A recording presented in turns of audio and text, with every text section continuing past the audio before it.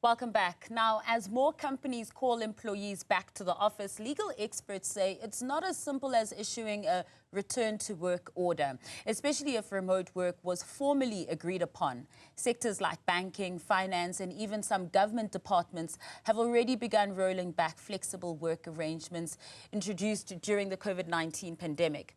But the shift has sparked questions about whether employers are legally allowed to force staff back on site. Yvonne Mkefa, director in the employment law at Cliffe Dekker Hofmeyr, says the issue depends heavily on how remote work was structured in employment contracts. And the answer isn't always straightforward. Now, she joins me live to discuss this. Yvonne, thank you so much for your time and a very good evening to you. A very topical discussion indeed, but you're saying it's not as clear-cut. Take us through a little bit of those nitty-gritties. Good evening, and thank you for having me this evening. So what we know is that, firstly, that remote work is not very new. I know that COVID-19 came in as a shock, and as a result, people then were required to go back to go home and work from there. But as we see after the advent of COVID and the outbreak, employers started realizing certain operational requirements per se. I mean, they've quoted a number of issues why they want people to come back.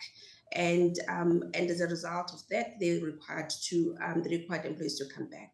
So the nuances around that is that what is contained in your contract of employment determines whether the employee can refuse, or maybe not to say can require the employer to engage differently in terms of changing that term of employment.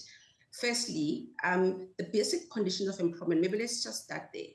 The Basic Conditions of Employment Act requires an employer to issue or to provide the employee with written particulars.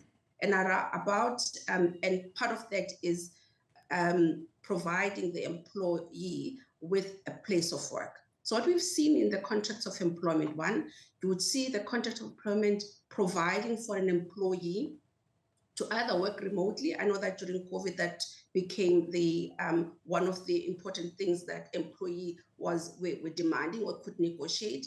The other part is the contract of employment could state that you could work remotely, but also provide for discretion of the employer to require you to work in another place.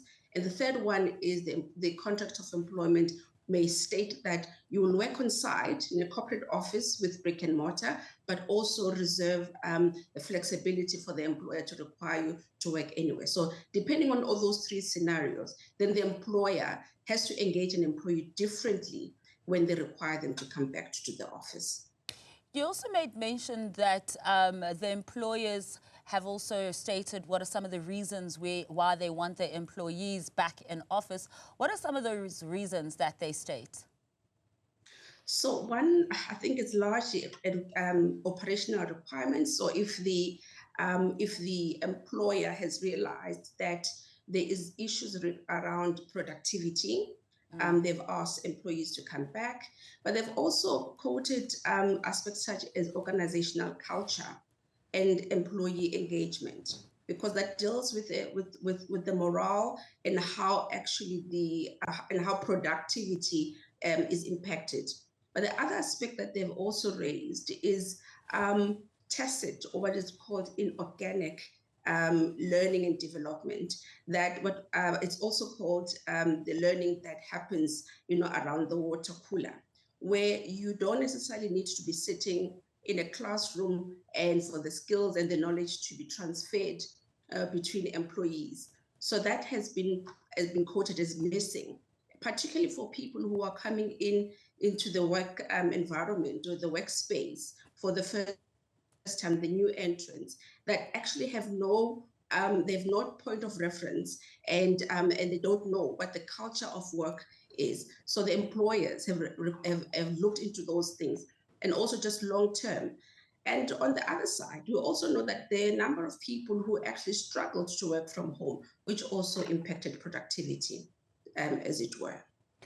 So, I mean, as we know in South Africa, there's no specific legislation that's governing, as you've mentioned, remote working. So it depends on the contract that that employer has with their employee. But would it then be a blanket approach? You've just mentioned productivity.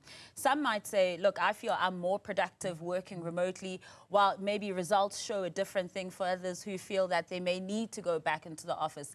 Is it possible that it may differ from employee to employee, or would it be a blanket approach?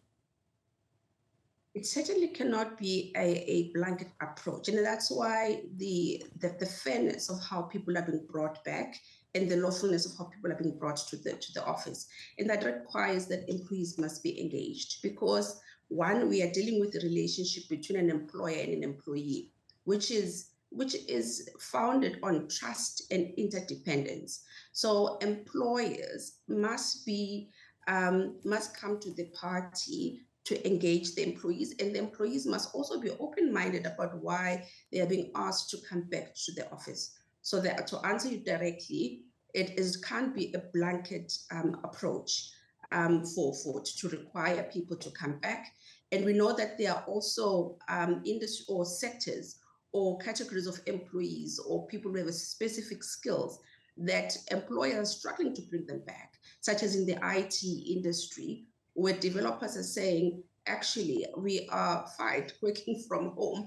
And because they've got leverage and bargaining power, employers are struggling to bring them back. In fact, some of them are saying, if you force us to come back, or even when you consult and you say you want the developers to come back, they say, I'll get employed somewhere else in another country, and they'll be willing to do so. So the scales are somewhat tilted against the employer in that regard. But as what I want to, I think, emphasize and underscore is that employees must be engaged, either in form of consultation or negotiation, depending on what's contained in their contract of employment. And if the contract of employment doesn't stipulate what the company policy is when it comes to remote work, then what happens in those cases? Is it then the case that you speak of, like, for instance, with some of those in the IT sector who then can negotiate and bargain with the employer? Indeed. So when the contract is, so it can't necessarily be silent, because the provisions of the basic conditions of employment requires an employer to say, where is the employee going to be placed? Where are they going to be working from? So either the contract of employment says you're working on site or remotely. So it can't be that it's completely silent. So, and if the contract of employment allows for employer discretion to determine where the employee can work, then they must be consulted, because there's then a change from remote to come back to a corporate office or to come back on site. And those engagement will need to look into various issues, because the point of consultation is to understand and balance the interest of the two parties who are in this relationship called employment relationship. And just finally, where does the hybrid working approach come in? Is it as popular, and is it as a viable tool that employers feel like is a win-win, where you get some days where you work remotely and then some days where you return to the office? Anecdotally, I must say that we are actually seeing the hybrid work coming in many disguises, right? So you may have employers that say, we are back 4 days a week, or we are back 3 days a week. So the other 2 days you're going to be working from home. And then you also have instances where employees, in cases of emergency and they can't make it to the office, then they will sort of apply and say, on these days, can I work from home? Because I can still continue working and deliver, but I will not be able to commute on this particular day because of either personal circumstances or I have an emergency. So we are seeing this hybrid model morphing from completely being criticized as some experts and others, and then it shows itself up differently, where people are being accommodated, because now it has been proven that people can work from home, albeit maybe the employers are saying you can't do it on a full-time basis. So we have embraced whether or not we are accepting, but we have embraced hybrid working. Yvonne Mkefa, thank you so much for your insights and sharing those details with us when it comes to remote working as well. That was Yvonne Mkefa, who's from Cliffe Dekker Hofmeyr and works as the Employment Law Director.